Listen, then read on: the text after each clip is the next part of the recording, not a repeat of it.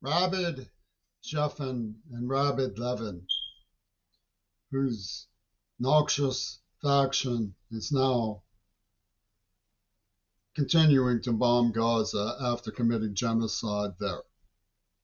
Their second massacre after the AIDS attack. Leers and snivels with pernicious incessance that I never cleared the air, the allegation that Mount Desert Island was defending Leslie Katz, when in fact it was an aggression by her faction. How did they monger this thusly? That the coward Fripp could hold his nose and drop his pick and declare that the white deaf suck Irish golem squirrel spelled Qurl had committed defiant trespass through his attempts to understand gestures because he was deaf. How does it come to pass? Well, it's a doctrine of mixed signals by Jewish lesbians. Leslie Katz had enjoyed my tongue on her vagina for months at night and hours. And yet, when we parted ways, she was still a virgin. Her faction said things in my ear such as, "You blew it." She said, "Why should you get another chance?" Her controller, Martin Alderman, said, "Don't stop, don't stop, don't stop, don't stop." They had a doctrine of mixed signals and were working with a law firm representing Neva Pornographic, who had brutally trafficked and tortured me as a child, for the showdown with Jeffin, Levin, and Yoko Ono over the imaginary death of John Lennon, which was staged in a parochial war game after he softened up the target group and then laid claim to their loyalties in the most insufferable and vicious British stratagem yet to have been made in warfare. So the mixed signal is a doctrine of Jewish lesbians that states she had the right to tell you when to stop. She had the right to want you to conquer her. Which is it? But because I asked the question, are you suggesting I should have date raped you? They claimed that I was the one who needed to be exonerated, when she was the one who set it up and attacked me with furious psychological malevolence for the establishment of an object that Yoko Ono could call a fly in their Venus fly trap.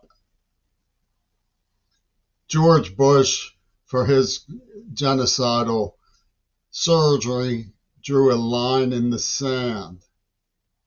Fripp sniveled, held his nose, and dropped his pick, and behold, Jimmy Curry was tortured into a paralysis syndrome that is deadly and untreatable. The rabid continued to leer that a white Green Party extremist promoting Joseph Goebbels was, lo and behold, the magical sorcerer of black vengeance for the Jewish Defense League, promoting Goebbels. This isn't anybody's propaganda or imagination. Joseph Goebbels appears on the postcard where Wilzel surrounded my name with positive and negative signs. The negative signs purportedly mean didn't try to force her, so Fripp couldn't have possibly dropped his pick. The positive signs means envisioned conquering her. And for the good measure, they had a girl make love to me, stop me, and ease me off. And they started calling her the +1 girl. And this is their war game. They don't care the slightest about the veracity of their measures. Two Virgins Pussy Ball, for example, didn't protect Jeannie's virtue, had nothing whatsoever to do with morality. And yet it was clocked as a Zionist proof of their moral surgery over the human race, with the help of Islamo-fascists. Foucault met with the Ayatollah. The fundamentalist tripartite was part of Reagan's strategic signature, as the October surprise mystery makes perfectly clear. I was groomed as the child of a humanist. Humanist, Wattenmaker sneered, and delivered to an H-bomb revenge in which I was castrated by what was once the enemy within and is now the adversary on high.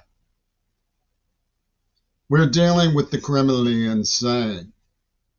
This should have been obvious when the Beatles started promoting guerrilla Japanese extremists in the name of heroin. When they stood out posing in front of the World Trade Center with stilettos by agencies involved in the AIDS attack. And nobody dared say a word. Everybody sided with the croquet Guster Corelli, who made no secret of the fact that they were constructing a persona, as Pope Carl put it, making things up, lying through the teeth, they said in Wings of Desire. Lying through the teeth, they said with spite and venom, defended by a croaking theory of so-called poetic justice from Spike Oldby, yes, Spike Oldby, which amounted to nothing better than pussy ball, and a picture of a black president on the wall of Salminio's Pizza. The illusion machine fulfilled its mission of toppling American civilization. We sit here in the wreckage like they sit in the wreckage of Gaza, wondering what in the world we could possibly say to give any kind of hope to the human future.